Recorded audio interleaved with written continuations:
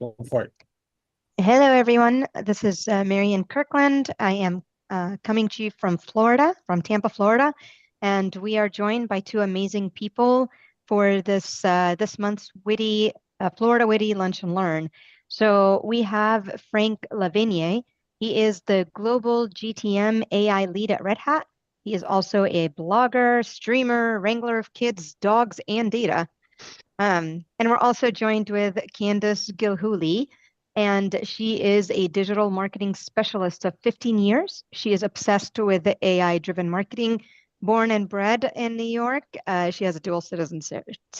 So welcome, Frank and Candace. We're so glad you're here, and we're so glad that you can join us for this Witty Florida Lunch and Learn. I'm going to turn it over to you to learn more about mastering tech leadership after 40. Thank you so much, Marianne. I really appreciate it. Thank you, David, also for having me come into this meeting today. So yes, hi, I'm Candace Gillhoolley, and I'm really excited to talk to everybody today. I also want to introduce my co-author and cohort in crime, Frank. Hello, my name is Frank Lavigne, and I'm coming at you from Baltimore, Maryland. Right, and today I'm actually coming to you from Montreal, Quebec. So that's my dual citizenship of being an American and now a Canadian citizen. Living in Montreal and can't speak a lick of French, but that's okay. That's how I roll. So, great. So today we're going to talk to you about reclaiming your edge, mastering tech leadership after 40. The idea about using your experience to become a subject matter expert that you are already, having worked as long as you have, and you just don't know it yet. And we're here to talk about how to expose that. Did you know that 80% of tech professionals over 40 feel undervalued in their roles? Take a moment. You know how you're feeling. You know if you feel invisible in tech after 40. And if It's so, you're not alone. not alone. And it's important to know you're not alone. We're going to pop that bubble right now. So, Frank and I have just released our first book called Foundations of Sentient Marketing. When AI meets marketing, magic can happen. And that's really what Frank and I have kind of uncovered, while I've been working on my own, digital transformation, even being a a digital specialist, you always have to grow and learn. And so along the way, with my obsession and with Frank's amazing expertise, we came together to talk about how when marketing meets, IT, what can happen. Oh, I want to also include, if you want to scan the QR code, it goes right to the Amazon page. We're big fans of QR codes. We are. They're very cool. I find them to be very slick. And what Frank, makes me excited about this book in particular is the fact that Candace has the marketing expertise and I have the technology and AI expertise. As we were saying in the virtual green room, I got into artificial intelligence before it was cool. And it clearly serves as an example of how you can rebrand and reboot your career. The first book I ever wrote was a book, I have it right here because it's always on my desk. It's about Silverlight. And if you don't know what Silverlight is, then you've just proven my point. And if you do know what Silverlight is, then you kind of get the joke. Silverlight was an emerging technology about 15 years ago, but it disappeared as quickly as it appeared. And I found myself in a very precarious situation where I had a high degree of expertise in something that no longer existed. So I had to reinvent myself. And I did reinvent myself actually twice. Once in Windows development for Windows Phone. Again, if you kind of see that I backed two wrong horses. On the third try, I got it right because I got into data science and artificial intelligence. So my faith in my horse picking abilities has been restored, and I'm able to put food in my kids' mouths and put a roof over their heads.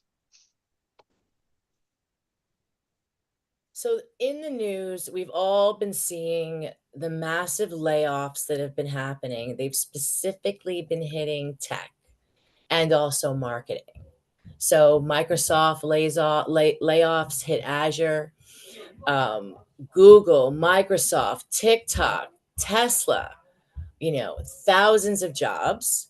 Tesla alone laid off 7,000 workers. And a lot of us feel that ageism is what is haunting the, the tech workers in the industry because, well, we're going to talk about why and what are the myths and what are the realities and what can we do about it. What's important to know is that um, some who don't fit the younger coder archetype say being more experienced can feel like a disadvantage. Right. When we think of a startup founder, we think of a kid in his or her college dorm with a hoodie coding away through the night.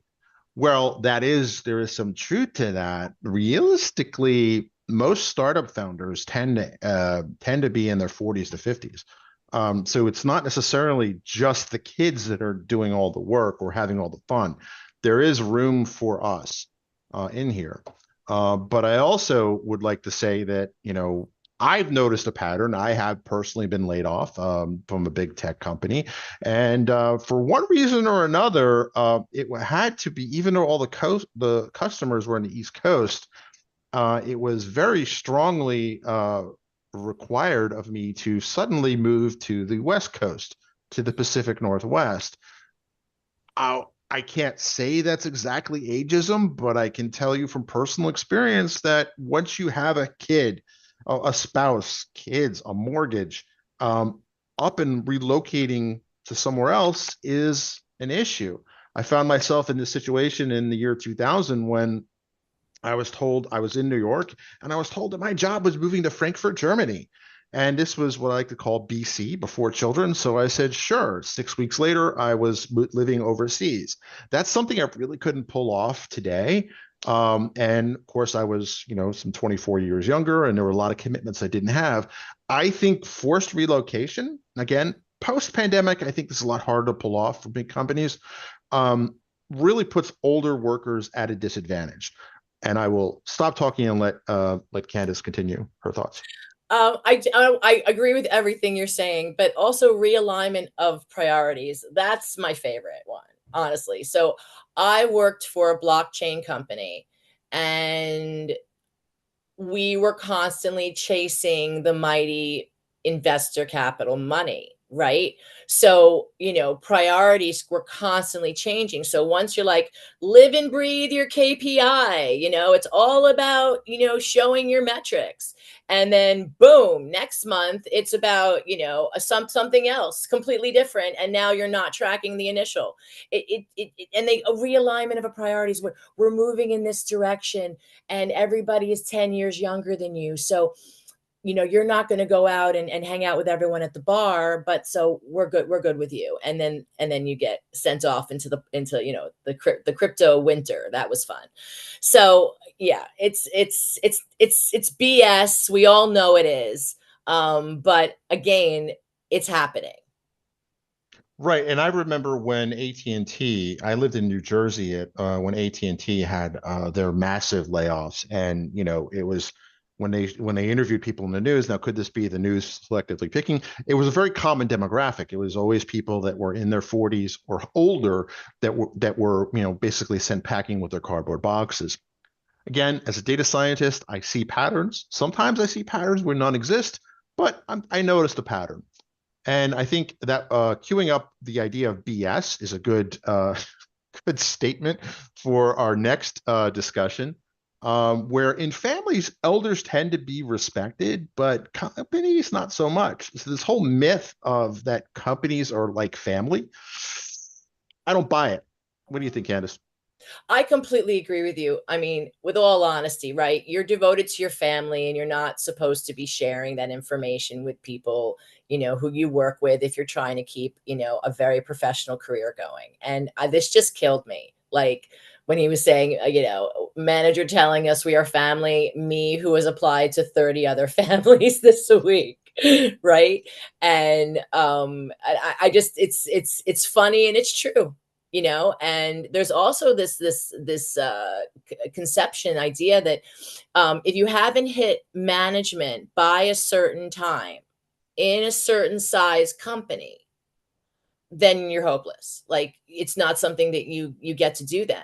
And you know what I'm finding out right now, which is not something I have ever actually experienced before, is that really looking at the years of experience you have at certain size companies, right? So like when you do startup, you do everything, right? But then when you're at a company that's like 20,000 people, you're in your matrix and you do exactly what it is that you're supposed to do. And you know, not saying that either are right or wrong, but both do teach you very valuable lessons. And you might not get the chance to be the manager that maybe you're destined to be, because it's not how the company is structured. And so why are you being penalized for something that you have no control over? What do you think, Frank? I think you're absolutely right. And not everyone wants to be a manager. I think that the era of the 1950s where, everyone wanted to end up into management isn't really the case. In fact, I know a lot of people that did go into management and they voluntarily went back to be an individual contributor. And I can speak from personal experience. There are some companies that value senior individual contributors, or ICs, as they're sometimes called. And there are some that don't. And I have stayed longer. I'm not going to give away any names, but if you look at where I've stayed the longest, you'll see that a pattern, where I did stay there because I really wasn't in a time in my life where I wanted to be a manager, because I had been a manager before. And there's just sometimes it just feels like the right time, and sometimes it doesn't. My wife in particular, who is in cybersecurity, has voluntarily avoided management roles because she doesn't want to have that responsibility. She would just rather be an expert in her chosen field and be recognized for that. And, where she works, there's no extra pay for managers. So she's like, why would I go through the extra trouble when I'm not being compensated for it? And that is a completely fair thing. However, when you talk to, her parents or that generation, there's this expectation, this assumption that everybody wants to be a manager. Now, at one point, I think that might have been true, but that's not the world we live in now. I agree. So if you live long enough, you get to grow old. Exactly. Right? I mean, this is the truth, right? And ageism is something that we're all going to get to face if we're lucky enough to get old, right? By 2030, 1 in 6 people will be 60 years old and older. Persons aged 65 and older are projected to grow from 10.6 million in 2020 to 16.8 million in 2030. So This we is have we have an aging population, an aging workforce. So this isn't just a niche problem, right? This isn't the idea that somebody can retire at 65 is kind of comical at this point, right? So we're going to have these multiple generations at the workforce. And again, if you are lucky to live long enough, I have an 18-month-old as my youngest. We recently adopted him. There's a whole story attached to that. And I was telling Candace that I really got to get the gray hair dyed, because for the second time, somebody said, "Oh, is that your grandson?" And I was like, "Oh my God, that hurt." um, and but I also realized that I have a lot of folks that I went to college and high school with that are no longer with us, and I kind of think that while I don't appreciate getting sore quite as easily or getting injured quite as easily, I am afforded a privilege that many are denied. So that's how I kind of look at it. But I also think that there's a lot of myths that are out there when it comes to older workers that have to be busted, because the future of the economy, if you look at the shift in the demographics, there's going to be a lot more older workers in the workforce, right? And we can't just economically just ignore that. Right. So I'm going to hand it over to Candace to talk about some of the myths and the actual realities that are true about older workers. Exactly. So number one myth, we're less innovative. We have outdated skills. We're certainly not adaptable or flexible. We're resistant to change because we're old. We don't know how to change. We lack energy and motivation. We're overly expensive because they're paying for our experience and our expertise. We don't fit into the new company culture that's hip and green. We're not interested in learning new things. And I'm, don't want people to raise their hands, but I think all of us have been kind of called out on one or two of these, right? So in terms of, I remember very vividly, I was in a big tech company office about 10 years ago, and there was a series of financial advisors that were coming into the office, and I had my initial meeting with them, and I was like, well, they're like, well, what's your longer term goals financially? And I kind of told them, and I was like, honestly, I'm not sure if I'm going to be employed at this firm much longer, because they're seem to be taking people over 30 and shaking them out. And then of the two financial advisors that were there, one was younger. He goes, yeah, because they want to bring in more fresh blood and more innovation, and people who have more recent experience. And at that moment, he lost the sale for obviously, but also I think really kind of at the time I was just turning 40, and I kind of realized like, uh-oh, like this is something I have to face. And this is something, again, we'll all have to face at some point. But there's a good story to this, wouldn't you say, Candace? Like let's talk about the reality. Exactly. The reality is that we know how to execute. Otherwise, we wouldn't still be working. We have the expertise and the industry insights because we have the history. And history is important. We learn from past mistakes. We've seen, what's going on out there really. What is really resonating. We're adaptable and we have the energy, and we certainly are motivated because honestly, who the heck can retire at 65? I mean, motivation for the rest of your life, it's a very big thing, right? Like how am I figured out the first 40, 50 years. Now I got to make sure I have enough to continue to feel good for the next 40, 50 years, right? Um, but what you're finding is that people are constantly upskilling. They're learning, they're seeing what's out in the marketplace and what's sexy and what's exciting, and they're making sure that they are going to know about it, because you have to be in the know to have the conversation, right? So this expertise is so, so valuable. And it's the expertise that will, in fact, enhance a company's culture, not take away from it. Because if the culture is just, one type of generation, then they don't get the perspective of everybody that they could be potentially selling to, and understanding the world, the global situation, and what really their market is that they have to play in.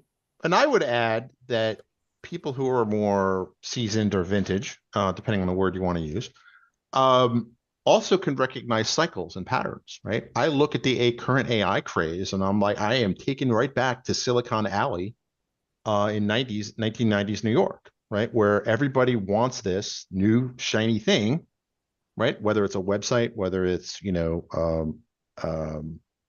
or AI, it's really the same plot lines, just different characters playing different roles and different actors. So like I know that there's going to be an AI crash. Now the question in my mind is, are we in 1996 or are we in 1999, right? I think personally, I think we're kind of in 1997.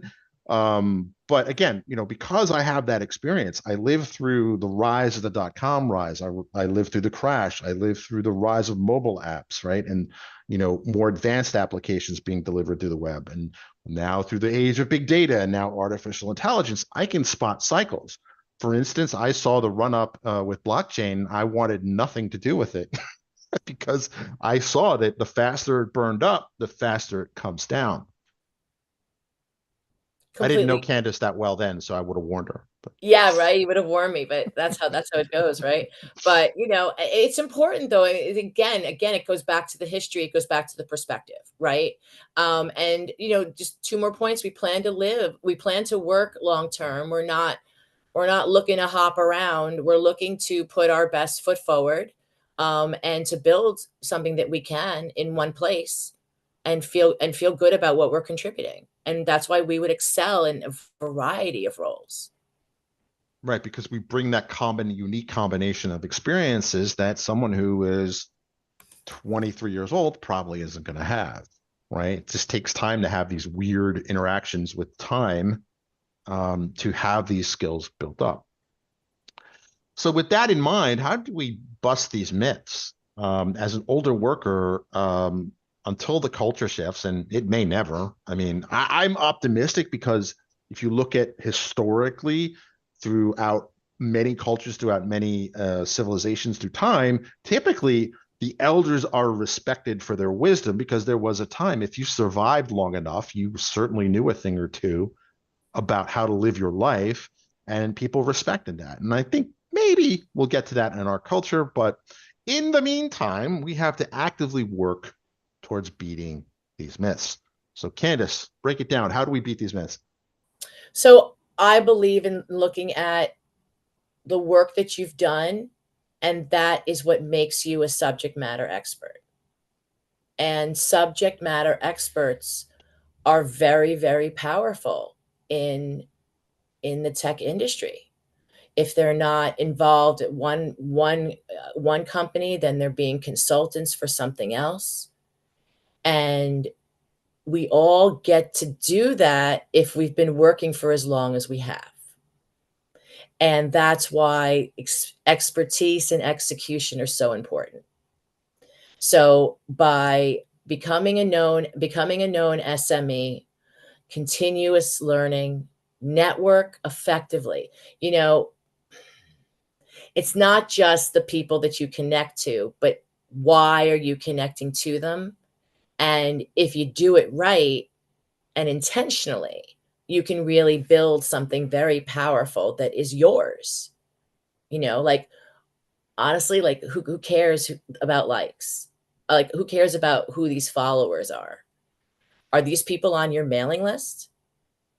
Are these people wanting to communicate regularly with you? Then they matter. Then they really matter. Showcase your value and experience. Innovate and adapt, because we've seen what works, we've seen what doesn't work. That's what can give us the confidence in our own experience. And if I may, I'd like to add this bit about a known SME and a story that kicked me off on this journey. In 2004, I had the great misfortune or fortune, depending on your point of view, of being late for work on September 11th. At the time, I was just returning back from working at what we would today call a fintech startup in Germany.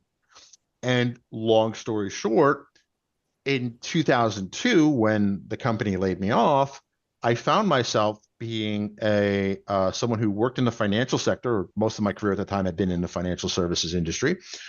Two, being in New York, and three, being at a .com. And that was really when the perfect storm of unemployment kind of hit. So whenever there was a job opening, which they were few and far between, for a software engineer, it was like the Hunger Games. There were 100 people applying at a minimum for one position.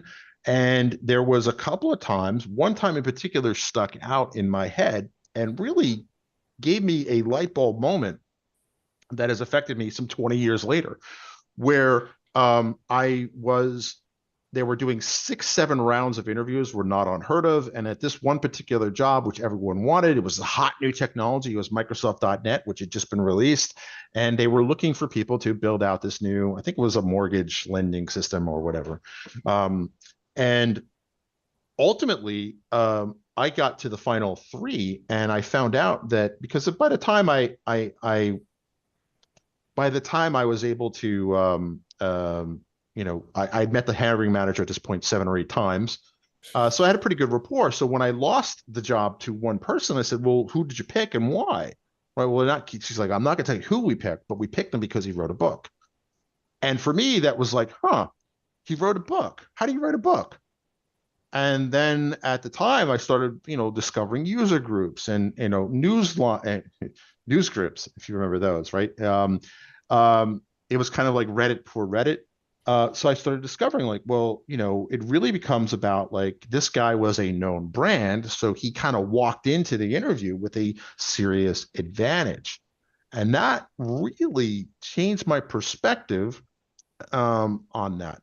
But first, I think we need to talk about the elephant in the room, and it's imposter syndrome. Everyone has it. But the fact that you have it is actually a good sign because there's the counter uh, syndrome called the Dunning-Kruger effect, which is you don't know what you're doing and you have no idea what you're doing. And I know maybe this graph only speaks to me, and again, I'm a data guy, right? But the whole idea is that imposter syndrome is kind of like the inverse of the Dunning-Kruger effect, where you know that you know enough that you don't know at all. And this, I think, is the ultimate core, the seed of imposter syndrome. So the way that's helped me think about this is like, if you think you have imposter syndrome, you're probably know enough that you're not actually an imposter. Did I explain that well, Candace? Because I know in our kind of lead up to this, you were like, that chart doesn't make any sense. Well, that is. And the chart, and even though I'm a visual learner, I'm like, what does that mean? Perceived ability, actual, I'm like, I don't know what that means. And that's when we discussed it. And it's true, it's because you care.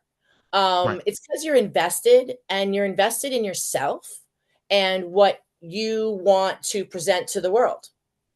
That's what it comes out. That's what it comes to mean. So, you want to show everybody the best version of you, but you're concerned that you might not know everything that you're supposed to know. Right. So you invest in yourself and you take the time and you care, because when you stop caring, you know what, then everything's lost. So it's important, and not to feel bad about it. I was actually talking to someone today, and I said, I'm like, you're having imposter syndrome, but guess what, it's actually a good thing. It means that you want to know more. It means that there is more to learn, and it means that you care enough to learn it. And trust me, there's a lot of people that don't care enough. And you have a certain amount of self-awareness that gives you a clue just by having that self-awareness, right? Like this would probably be more, I think, visually appealing if this was one of those quadrant graphs where you have like perceived ability and actual ability, right? And then like those four different combinations, right? So if you have no perceived ability and no ability, well, it's time to skill up. If you have no ability, but you think you're the you know what, then that's Dunning-Kruger, right? If you have actual ability, but you don't believe in yourself, then that's imposter syndrome. And then if you have kind of ideally, you want to be in that upper right, the magic quadrant. Is that what? I can't think of the name of the company. Candace, help me out.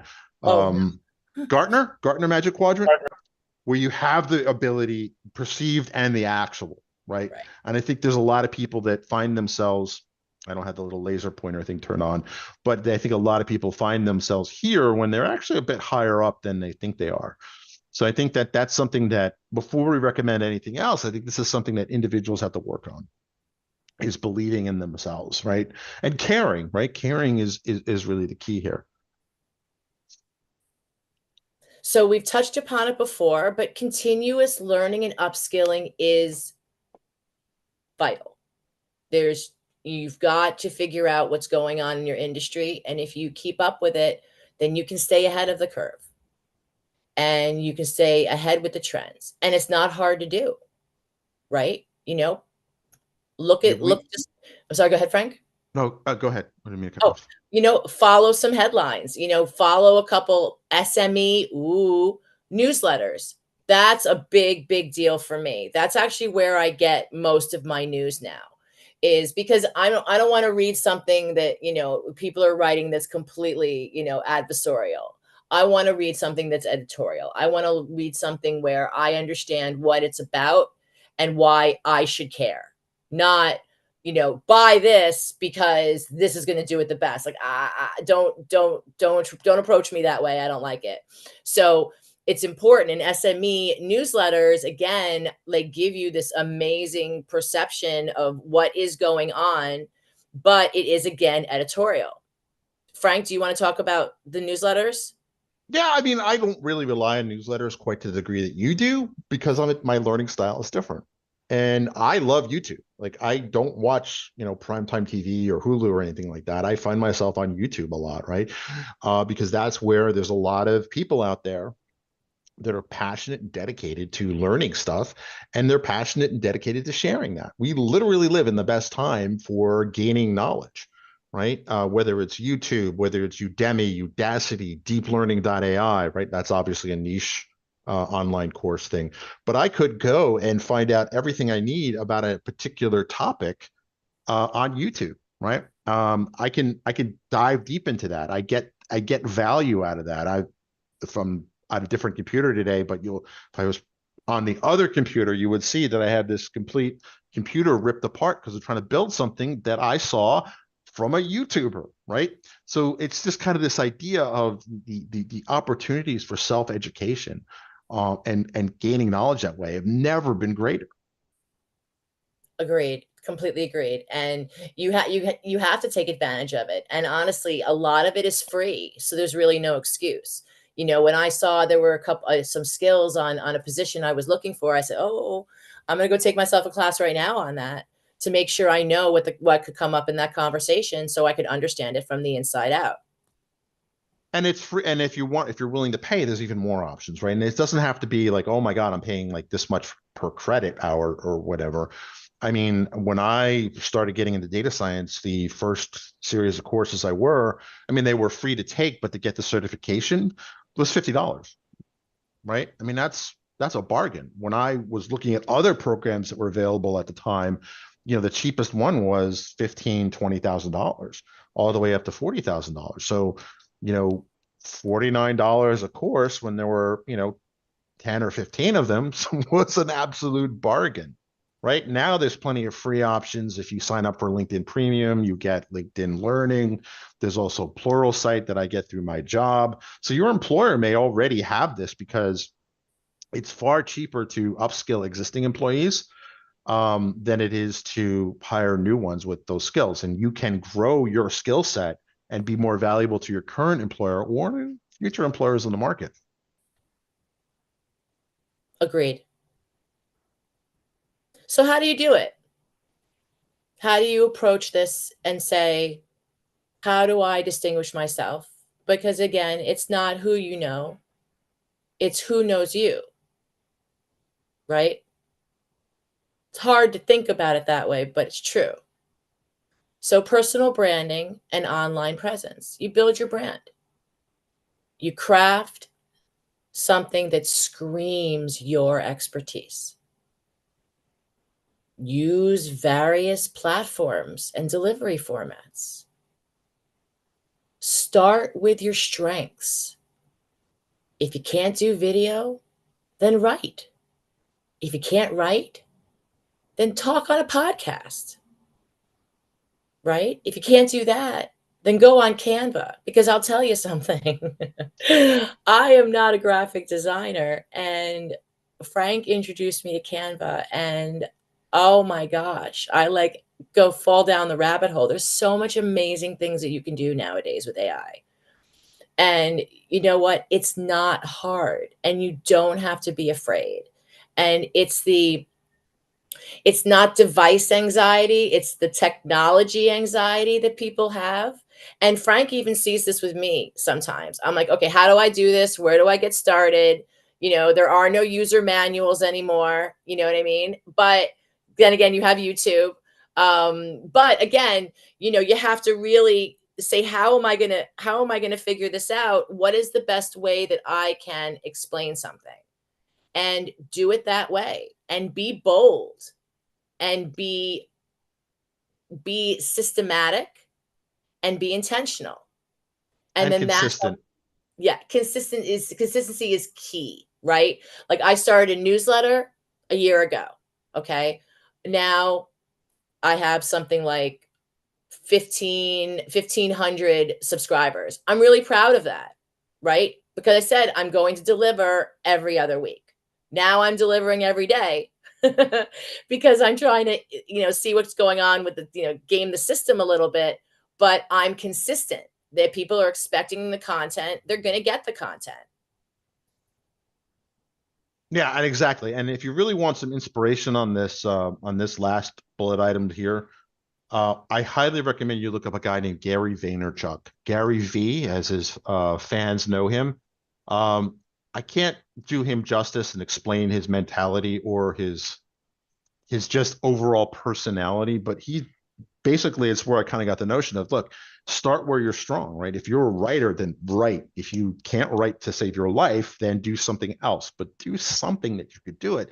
And to Candace's point, I tell you, man, these AI tools are, I wish I had them when I was starting out, right? Because I'm one of the people that when I was in college, I worked the night shift doing tech support for a desktop publishing company. And, honestly, at 3 a.m, nothing was happening, right? So the graphic designers taught me Photoshop, and I taught them how to use, no joke, Visual Basic 3. Uh, so I actually knew Photoshop. So when I saw Canva, I'm like, I don't need that. I know Photoshop, and I'm a Photoshop ninja.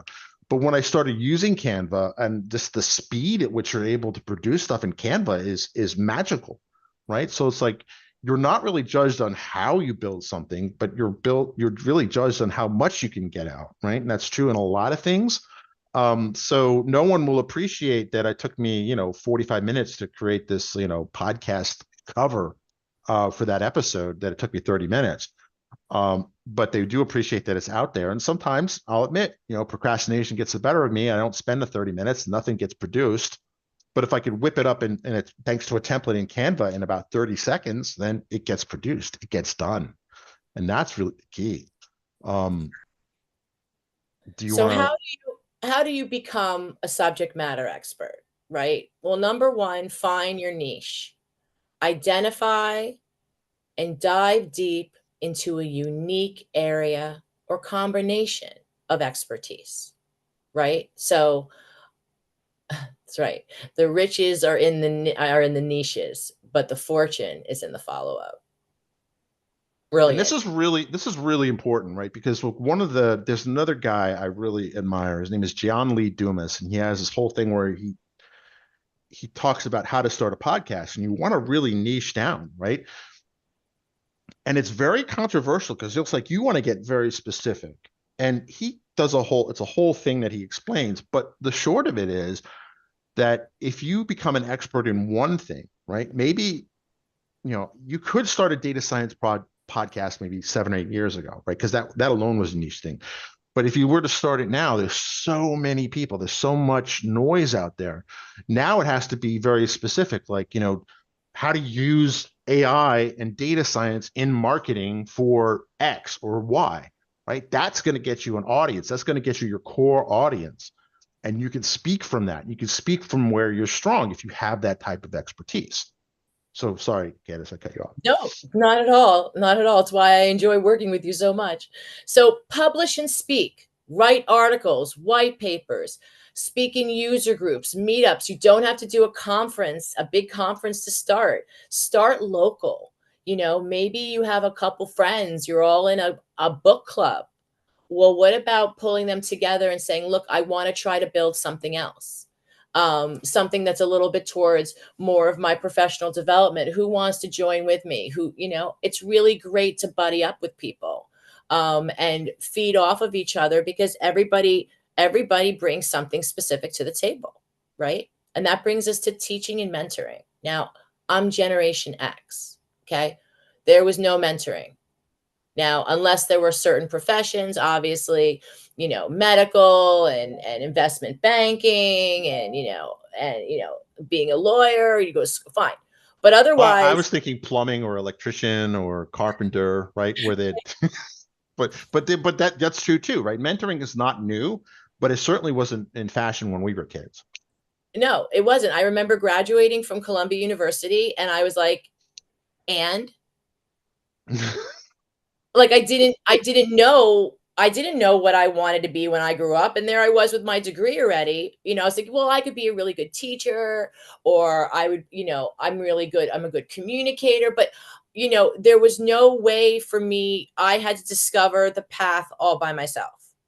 And so, I'm probably better for it, but I don't want that to continue. One of the extensions of what's going to happen after this talk is that I'm going to be giving a regular class with WITI, and I'm going to be forming a mentorship group within the people that come to the class. And what I want to create is like this friendlies, so that you're doing something and you know that you're not just shouting in the wind. Like someone is going to be there to back you up. And I really want to create the generations to come together, because I got to tell you, I learned more from my millennial friend when I was working at a company than from anybody else. And she was really showing me how there were things that I did not have to deal with anymore. And it blew her mind. And I'm like, but you don't get it. Like when you were raised the way we were, when we were, you did what you were told, and there were certain things. And she's like, no, no, no, I'm going to teach you about the word gaslighting and all this stuff. But I learned this phenomenal perspective, and she learned a perspective from me because I was helping teach her how to do certain things in marketing. And so it was this really wonderful relationship that we got a lot out of. So I really believe in giving back and being part of it and teaching and mentoring. Frank? Yeah, and I would say we live in an age not only where as this is information more accessible than anywhere, but publishing information is more accessible than ever. There are no more gatekeepers, right? You can start a YouTube channel today, right? My 9-year-old has had a YouTube channel for 2 years, right? Where he basically records clips of him playing Minecraft and Roblox and his voiceovers and things like that. You can do this, right? This is they offer you this for free, and this gives you an opportunity to really be everywhere. And if you're not comfortable starting up your own thing, whether it's a podcast or whatever, I assure you, as a podcast host myself, I am always on the hunt for guests. I have not turned away to this day a guest, like, at all, right? So you'd be surprised. There's a lot of podcasts, and we'd love to have you. Now, again, yeah, I wouldn't hit up Joe Rogan like as your first stop. But, I think, speaking of Joe Rogan, like a lot of this speaking and the podcasting and the writing, if I went and I wanted to write for the Economist or Harvard Business Review, I don't think they would accept me. But it's a bit like the comedian circuit, right? Like first you do, or musicians, right? First you do the small clubs, do local things, and then you eventually work up to regional, then national, then international. And I can tell you that's how I started with user groups and speaking, right? I started at Richmond, Virginia on a very weird niche topic of, tablet PCs, right? These were iPads before there were iPads. And that led me to do, things elsewhere in the state, Virginia, or Commonwealth, if you want to push me on that. Then that led me to do some East Coast related things. Or when I would go home to visit my family up in New Jersey, I would speak at a user group up there. They gave me kind of a regional exposure, which eventually led to me writing an article for a globally distributed magazine, MSDN, on that topic, and let me speak eventually at some of the big Microsoft technology conferences. So you just kind of have to build up to it. Joe Rogan wasn't Joe Rogan on day one. Joe Rogan was just some guy who was into martial arts and a stand-up comedian, right? It took him years to build that up, but that's okay, because each step, it's a process. And if you enjoy the process, it's not a big deal, which I also think leads me to the final thing here, which is collaborate. And I know we're running short on time, but there's some things that I think Candace and I've got to get off our chest because it's important, right? Social media.